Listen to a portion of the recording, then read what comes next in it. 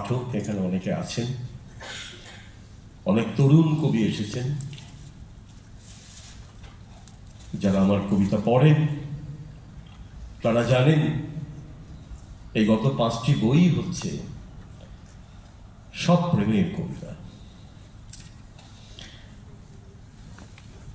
তো সম্মত তুমি যেমন জিজ্ঞেস করছিলে যে প্রেমের কবিতার প্রসঙ্গে, আমার একটাই কথা, কবিতাটা পড়ার আগে একটা কথা বলি, সেটা হচ্ছে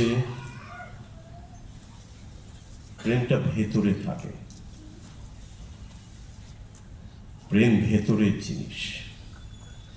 এই যে আমি প্রায় 5টা বই, প্রায় পাতায় পাতায় প্রেমের কবিতা, এই কবিতাগুলো আসলে সব লেখা ছিল, একটা ব্যাংকে রাখা ছিল।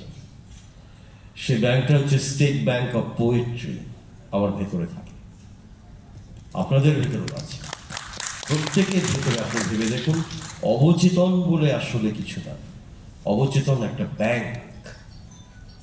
ওই ব্যাংকে টাকা থাকে, এই ব্যাংকে স্মৃতি থাকে, কবিতা থাকে।